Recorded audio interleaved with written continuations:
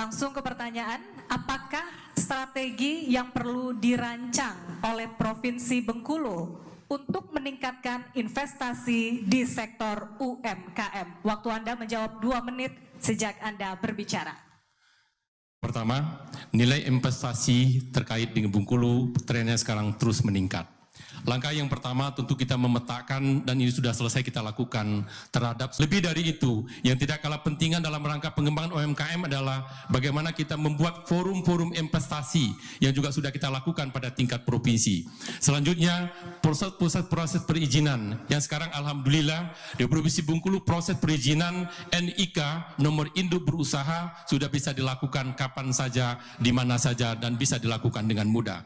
Kalau prinsip-prinsip ini bisa dilakukan dengan baik ke depan, kami yakin betul pelaku UMKM Bengkulu akan semakin tumbuh dan berkembang.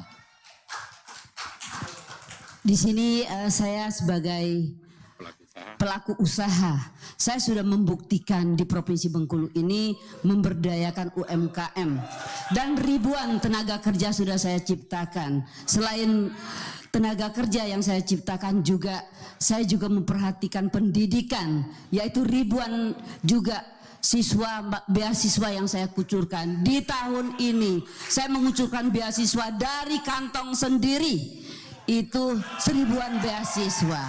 Nah, di sini tadi ya kita lebih cocok, saya berpantun, buah jambu buahku ini lebih baik Gubernur lama Rohidin Meriani. Waktu sudah habis, terima kasih. Silakan nomor urut 1 untuk memberikan tanggapan. Ya, yang dipaparkan Pak Rohidin manis betul, tapi kenyataannya pahit betul. Kenapa? Beberapa hari yang lalu saya kedatangan tamu. Dia memimpin Balai Latihan Kerja Provinsi Bengkulu. Beliau curhat dengan saya. Dia katakan, Pak Helmi Hasan, kami semenjak menjadi pejabat BLK belum pernah ada 1 sen pun dana APBD provinsi yang diberikan kepada kami. Bagaimana mungkin kita ingin melatih? Pak Rohidin sampaikan tadi paket pelatihan. BLK harusnya diberikan dana oleh APBD provinsi sehingga BLK itu betul-betul bisa melakukan pelatihan, bukan hanya manis di lisan tapi kenyataannya pahit. Dan ini fakta yang kemudian kami temukan. Maka insya Allah ketika gubernur baru nanti, BLK akan mendapatkan dukungan dana segar dari APBD provinsi sehingga anak-anak muda akan dilatih, sehingga UMKM akan dilatih.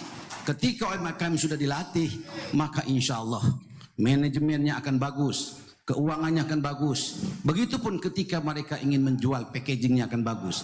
Tetapi kalau BLK tidak diberikan bantuan dana, bagaimana caranya mereka melakukan pelatihan? Dan saya tanya, dari mana dananya kok sekarang bekerja?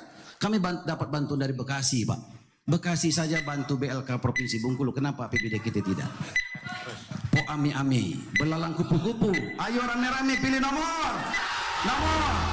Waktu sudah habis, terima kasih. Kembali tanggapan dari paslon nomor urut 2, silakan Bapak. Baik, terima kasih. Adinda Helmi tega betul menuduh saya seperti itu. Ya, saya kira Pak Helmi perlu paham bahwa BLK Bengkulu memang sejak tahun 2023, Pak, sudah beralih statusnya di bawah kementerian, Pak.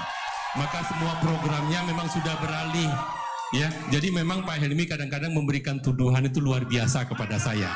Tapi bagi saya bicara sejujurnya dengan fakta yang benar itu jauh lebih penting untuk mengedukasi masyarakat.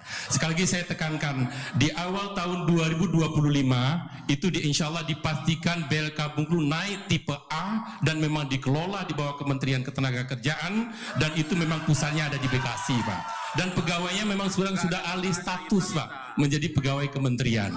Maka sekali lagi Pak Helmi, belajarlah untuk tidak menuduh orang sembarangan. Tapi terus terang saya maafkan sekalian. Karena bagi saya tuduhan-tuduhan seperti ini, apalagi bagi seorang calon pemimpin, menurut saya adalah hal yang menyakitkan bagi saya. Namun bagi saya adalah masyarakat tetap lebih penting untuk saya beri pencerahan. Kalau soal program, Bapak bisa buktikan di lapangan bahwa apa yang saya kerjakan sesuai dengan apa yang saya katakan. Dengan sinergi baru, Ibu Meriani ini adalah perintis bukan pewaris. Jadi di sini kita ya komitmen, yang kita pegang adalah perkataan. Percaya Baik, waktu sudah habis. Terima kasih kepada seluruh tim pendukung. Mohon harap tenang selama para paslon kita menjawab. Sekali lagi, selama para paslon menjawab, mohon untuk tetap tenang.